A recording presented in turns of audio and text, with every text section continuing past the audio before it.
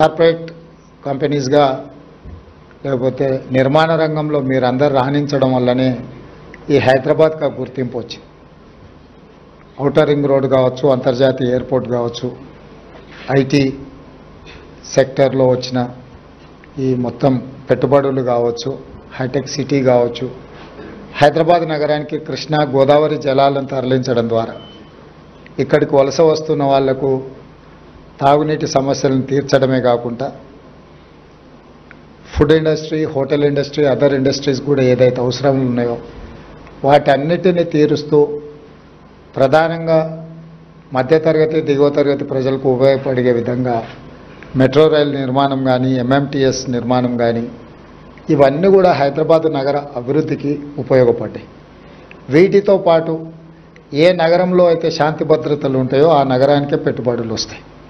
ఈ హైదరాబాద్ నగరంలో ఒకప్పటి వాతావరణం నుంచి బయటికి తీసుకొచ్చి మత కలహాల నుంచి శాంతి భద్రతల సమస్యను పరిష్కరించుకుంటూ ఆనాటి ప్రభుత్వాలు ఒక విధానాన్ని నెలకొల్పినాయి. కాబట్టి ఈరోజు ఈ స్థాయిలో మన నగరం పోటీ పడుతుంది.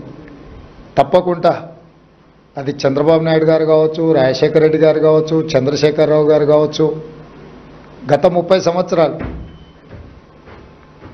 10 సంవత్సరాలు చంద్రబాబు నాయుడు, 10 సంవత్సరాలు రాజశేఖర రెడ్డి గారు, 10 సంవత్సరాలు చంద్రశేఖరరావు గారు.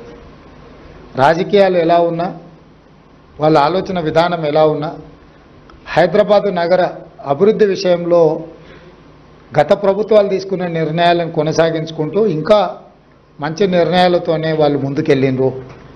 ఈ సాంప్రదాయం కొనసాగుతుంది. చాలామందికి కొన్ని అపోహలు ఉన్నాయి.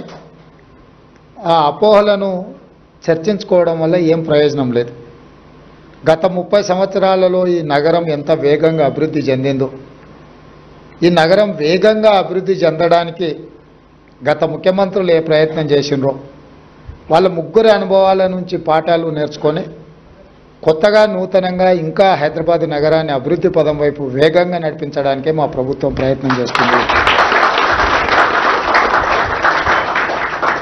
ఇన్నర్ రింగ్ రోడ్ వేసినప్పుడు అసలు రింగ్ రోడ్ అనే విధానము, ఫ్లైఓవర్లు కట్టినప్పుడు ఫ్లైఓవర్ల విధానం కాంగ్రెస్ పార్టీని ఆ రోజు ముందుకు తీసుకొచ్చింది.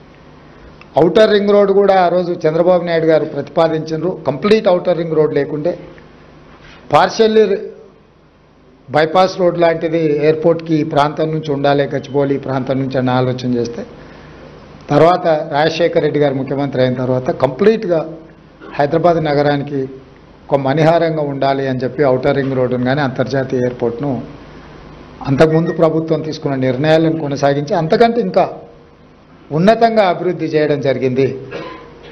ఈరోజు ఔటర్ రింగ్ రోడ్ తర్వాత రీజనల్ రింగ్ రోడ్డు రావడానికి గత ప్రభుత్వం తీసుకున్న నిర్ణయాలు కేంద్ర ప్రభుత్వం అనుమతి ఇచ్చింది. మధ్యలో కొన్ని కారణాల చేత వాయిదా పడుతూ వచ్చింది.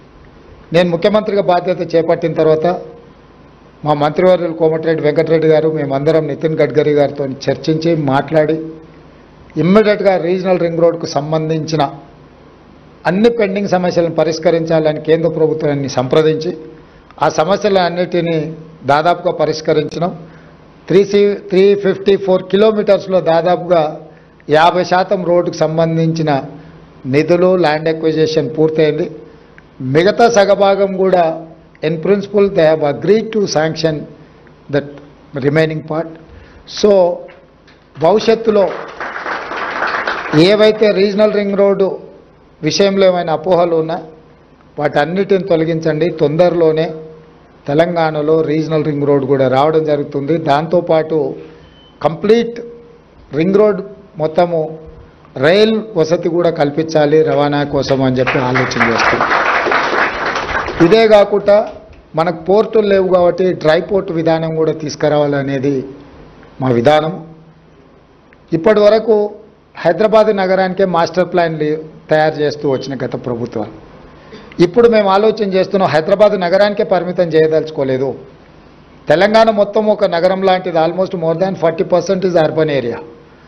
సో మన తెలంగాణ హైదరాబాద్కి ఎక్కడి నుంచి అయినా 2 గంటలలో 90% ఆఫ్ ద ఏరియాస్ మనం 2 గంటలలో రీచ్ అయిపోవచ్చు. ఎయిర్పోర్ట్ నుంచి అయితే హార్డ్లీ 1.5 అవర్లో maximum district headquarters reach అవ్వచ్చు other than Khammam and Adilabad. So అందుకోసమనే వేగంగా అభివృద్ధి చెందాలి అని అంటే మొత్తం తెలంగాణకి మెగా మాస్టర్ ప్లాన్ ఉండాలనేది మా ప్రభుత్వ విధానము.